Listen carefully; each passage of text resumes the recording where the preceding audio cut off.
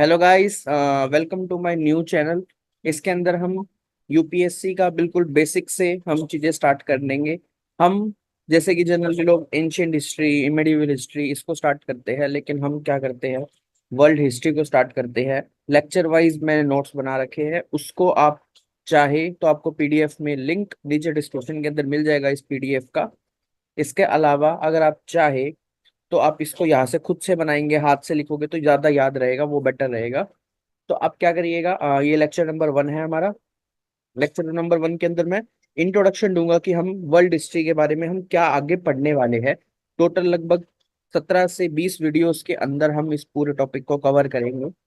2013 के बाद से यूपीएससी ने वर्ल्ड हिस्ट्री के क्वेश्चन स्टार्ट करे थे, उससे पहले कोई भी क्वेश्चंस वगैरह नहीं होते थे। 2013 के अंदर 4 क्वेश्चंस आए थे वर्ल्ड हिस्ट्री से एसोसिएटेड। मेंस का ये टॉपिक है वर्ल्ड हिस्ट्री, प्री में ज्यादातर इसके बारे में नहीं पूछा जाता, मेंस से एसोसिएटेड है।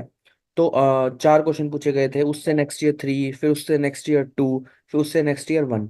और 2017 के बाद से कोई भी आज तक क्वेश्चन नहीं पूछा गया है वर्ल्ड हिस्ट्री से रिलेटेड।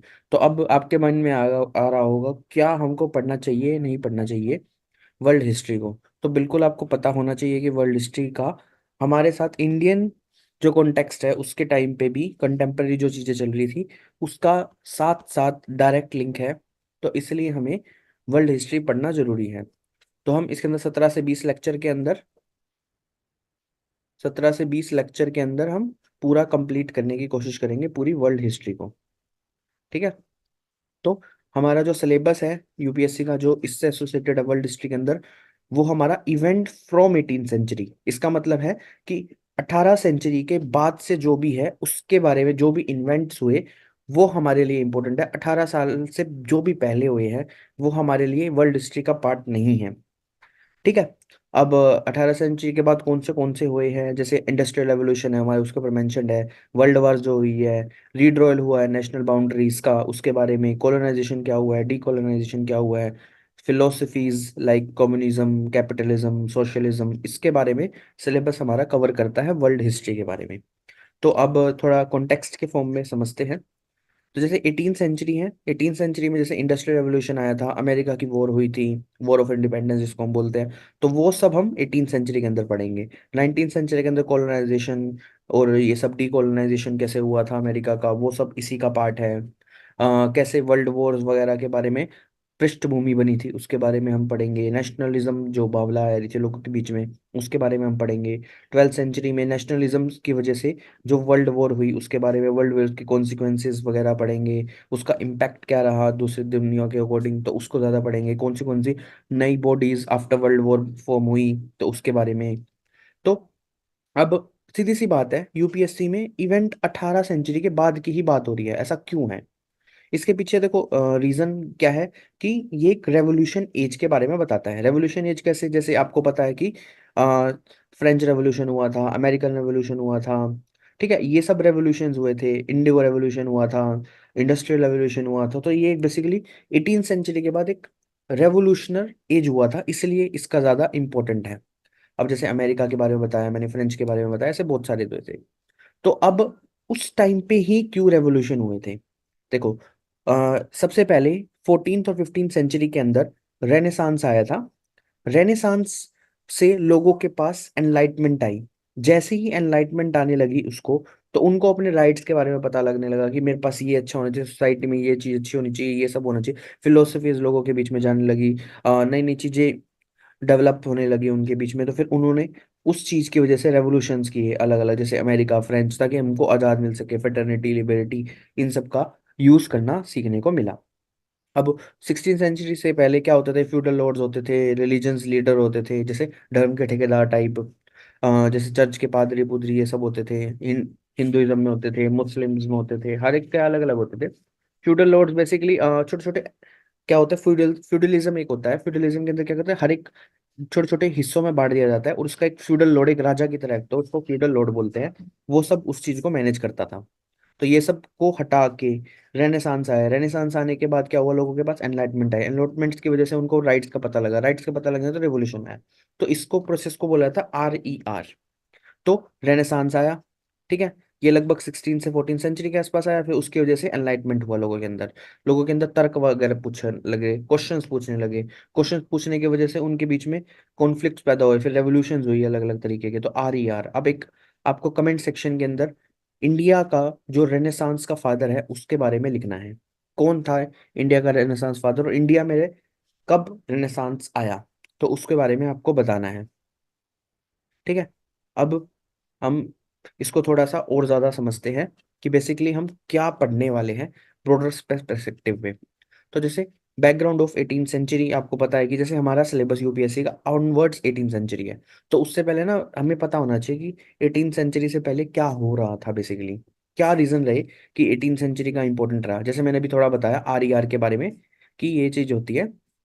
ठीक है, आर ई आर इसकी वजह से आया था। और फिर इसके अंदर और क्या फैक्टर्स रहे होंगे कि 18 सेंचुरी के बाद ही ये चीजें देखने को मिली हैं। देखो ज्यादा इंपॉर्टेंट नहीं है एग्जाम के लिए, सिर्फ आपको आइडिया होना चाहिए। ठीक है।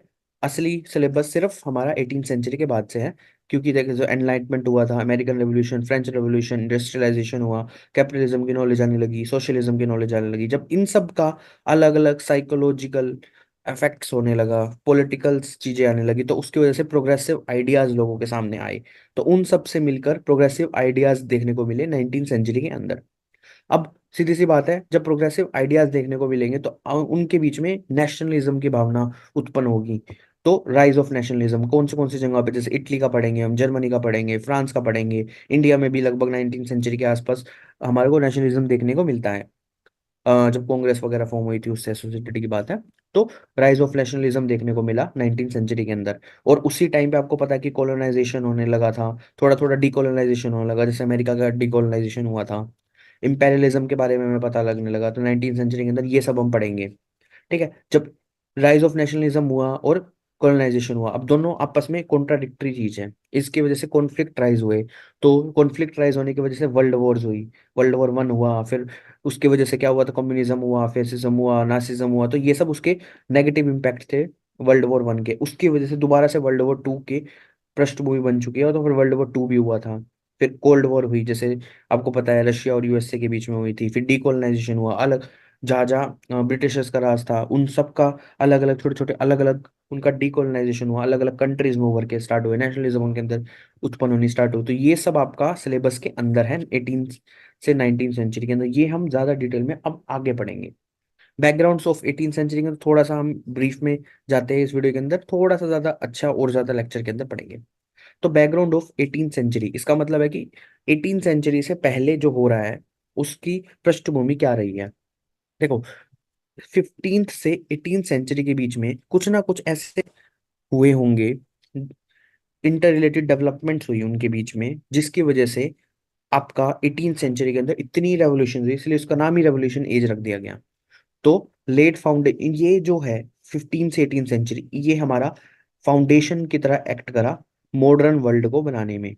ठीक है। अब उससे क्या क्या क्या ऐसे रीजन रहे होंगे, तो ये सब हम देखते हैं। जैसे डिक्लाइन ऑफ फ्यूडलिज्म, फ्यूडलिज्म का डिक्लाइन होना, रेनेसांस आना, रिफॉर्मेशन होना नई नई चीजों का, नए डॉक्यूमेंट्स बनना, कॉन्स्टिट्यूशन बनना, जियोग्राफिकल लोगों की थिंकिंग बढ़ना, डिस्कवरीज होना नई नई। ठीक है। स्ट्रॉन्ग स्टेट्स का राइज होना नए नए अलग अलग जगहों पर। अब क्वेश्चन आता है कि रेनेसांस और रिफॉर्मेशन में कौन सा पहले आया है। अगर आपको इसका आंसर पता है तो आप मुझे कमेंट सेक्शन में लिख के बताइएगा। सेम इसी तरीके से रिफॉर्मेशन और जियोग्राफिकल डिस्कवरी कौन सी पहले हुई उसके बारे में बताइएगा। ऐसे रिनेसांस और जियोग्राफिकल डिस्कवरी कौन सी पहले हुई, तो ये सब आपको मुझे बताइएगा। ऐसे ही अगर आपको वीडियो अच्छी लग रही है तो मेरे चैनल को सब्सक्राइब करना ना भूलें, लाइक कर दीजिएगा अगर आपको वीडियो अच्छी लग रही है। ऐसे ही मैं कंपटीशन से रिलेटेड वीडियो डालता रहूंगा। हम मॉडर्न पहले पूरा वर्ल्ड हिस्ट्री को कवर करेंगे, फिर हम उसके बाद एंशियंट को कवर करेंगे, पहले हम पूरा पूरा हिस्ट्री पोर्शन कवर कराऊंगा आप सबका। तो मिलते हैं नेक्स्ट वीडियो के दौरान, बाय बाय गाइस।